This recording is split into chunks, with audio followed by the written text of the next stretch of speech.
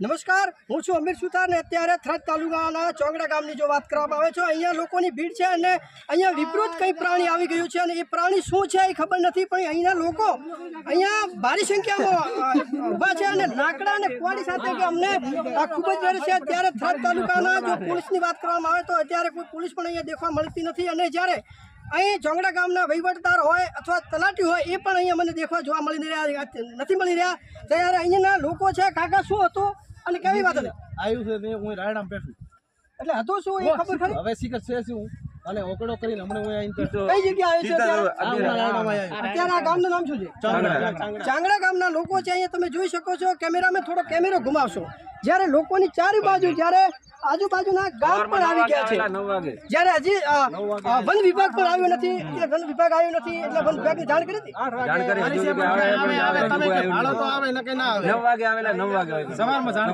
જ્યારે લોકો પણ કહી રહ્યા છે અહીંયા હાશકારો, જ્યારે અહીંયા ઘર છે, જ્યારે નાના નાના બાળકો છે, જ્યારે લોકો અહીંયા ખૂબ જ ડરી રહ્યા છે પણ હજી સરકાર આવી નથી, જ્યારે વન વિભાગ વાળા આવ્યા નથી, ત્યારે સવારના હેરાન થઈ રહ્યા લોકો।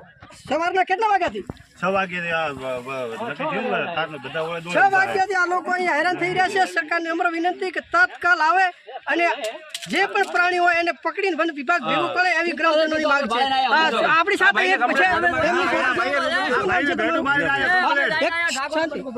આપણી સાથે એક હીરાભાઈ નામ, શું હતું આ સમાચાર મળ્યા કે અહીંયા ચિત્તો રાયડામાં ઘૂસી ગયો છે સવારે 6 વાગે। હજુ સુધી કોઈ થરાદના પોલીસ સ્ટેશનના આધાર છે, બાકી બીજા કોઈ સલાડે કોઈ કર્મચારી કોઈ આવ્યા નથી। વન વિભાગની ટીમ પણ હજુ સુધી અમને જોવા મળી નથી। એટલે વન વિભાગની ટીમ અત્યાર સુધી જોવા નથી મળતું, શું કહેવા માંગો છો?